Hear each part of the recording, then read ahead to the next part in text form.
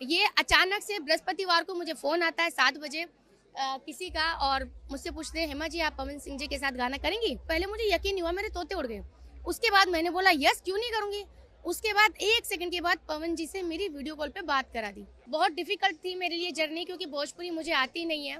2-2 लाइनें करके मैंने पूरा गाना किया है। बाकी जी ने बोल दिया है कि दिनेश लाल यादव जी से उनका भी कभी कुछ रहा था, तो अमरपाली का जो रिएक्शन आया, पवन जी के जो फैन है उनको तो ये बोल रहे हैं कि पवन जी आपको ऐसा शो नहीं करना चाहिए, यहाँ पे तो आपकी इमेज जो है दाव पे लग रही है। पवन सिंह जी के साथ मैंने काम करने की इच्छा इसलिए जताई क्योंकि सलमान जी के बाद मुझे दूसरे इंसान जो दबंग पर्सन लगे वो पवन सिंह लगे। हेमा जी सबसे पहले हाल ही में एक पोस्ट डाला जो काफी वायरल हो रहा है तेजी से, क्या कुछ कहना चाहोगे इस पोस्ट के बारे में?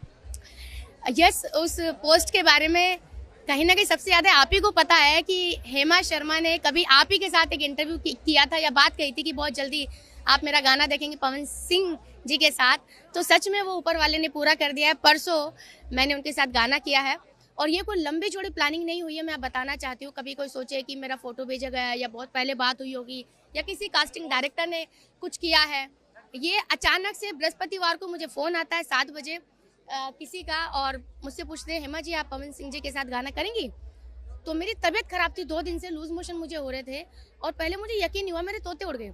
उसके बाद मैंने बोला यस क्यों नहीं करूँगी। उसके बाद 1 सेकंड के बाद पवन जी से मेरी वीडियो कॉल पे बात करा दी। तो मुझे यकीन नहीं हुआ कि मैंने ऐसे ऊपर देखा, भगवान ये क्या कर रहे हो। हाँ, मैंने उनके साथ काम करने के लिए 2-4 लोगों को ज़रूर बोला था, जैसे मैंने सलमान खान जी से मिलने के लिए 2-4 लोगों को बोला था। यहाँ पे मैं ये बात कहना चाहूँगी कि सलमान जी से भी मैं तभी मिली जब मैंने उनके साथ काम किया। पवन जी से भी मैं तभी मिली जब उनके साथ मैं गाना की। शूट पे पहुँच गए, जब उनको मैंने सामने से देखा तो वो जो था ना कि मैं इस आदमी से मिलना चाहती थी और आज ये सामने से आ रहे हैं और ये मेरे साथ चमत्कार कैसे हो गया। फिर उसके बाद उन्होंने मुझे बोला देखते तुमको देख के ऐसा क्यों लग रहा है कि बहुत पहले कहीं मिला हूँ। मैंने बोला नहीं सॉरी, आप मुझे पहली बार ही देख रहे हो। तो एनीवेज बहुत डिफिकल्ट थी मेरे लिए जर्नी, क्योंकि भोजपुरी मुझे आती नहीं है। 2-2 लाइनें करके मैंने पूरा गाना किया है और किस्मत की ये बात देखिए कि पूरा गाने की लिपसिंग मैं कर रही हूँ और पवन जी उसमें एक्ट कर रहे हैं। बहुत खुशी हुई, मुझे पर्सनली काफी खुशी हो रही है। इसके अलावा भोजपुरी बवाल भी है, हम आपको देखना चाहते हैं, काफी लोग देखना चाहते हैं। आप देखते होगे अमरपाली है, काफी लोग है, पवन सिंह है, निरोवा जी है, आप कितना फॉलो कर रहे हैं? देखिए सोशल मीडिया पे दिख जाती हैं सारी जो ब्रेकिंग न्यूज़ होती है, जिस तरह कंट्रोवर्सी चीज़ें होती हैं।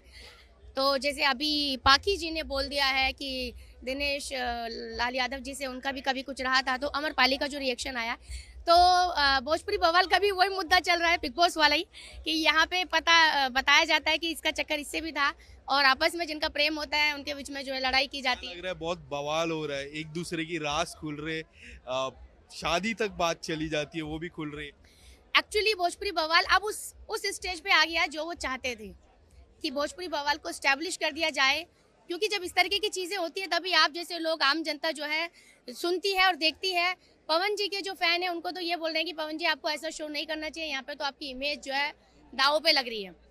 तो हालांकि भोजपुरी बवाल में तेज प्रताप यादव जी भी हैं, उनको भी मैं पर्सनली जानती हूँ।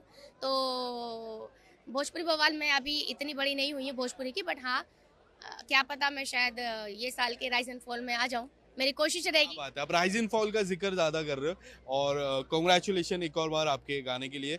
आई होप गाना जल्दी आए और आपके साथ इंटरव्यू में मुलाकात। और मैं चाहती हूँ कि वैसे ही आप मुझे, जैसे आज मैंने जुबान से राइज एंड फॉल बोला है, उसी तरीके से आप मुझे राइज एंड फॉल के बारे में बधाई दें, क्योंकि आप ही के साथ मैंने बोला था और मैं वही काम करती हूँ जो मैं करना चाहती हूँ। आप मुझे कुछ ऑफर करेंगे वो मैं नहीं करूँगी, मैं वही टारगेट करती बसु का कोई एक वादा कर दो, राइज एंड फॉल अगर आप जाते हो तो जीत के पहला इंटरव्यू हमें देगी। नहीं, वो बहुत ज़्यादा बड़ी बात हो जाएगी। मैं किस्मत की धनी हूँ, लेकिन इतनी भी धनी नहीं हूँ कि मैं ही विनर बन जाऊँ। मेरे लिए मुझे लगता है यही सक्सेस है कि जो मैं चाहती हूँ ऊपर वाला दे देता है। दूसरी बात ये है कि पवन सिंह जी के साथ मैंने काम करने की इच्छा इसलिए जताई क्योंकि सलमान जी के बाद मुझे दूसरे इंसान जो दबंग पर्सन लगे वो पवन सिंह लगे। तो मुझे लगा हेमा 6 इनके साथ मारना चाहिए और भगवान ने मेरा साथ दिया। थैंक यू सो मच बजूगा, हमेशा मेरा इंटरव्यू लेने के लिए, मेरी बात जनता तक पहुंचाने के लिए। And Pawan ji you are the best. Pawan sir के जो फैन हैं उनको तो लव यू।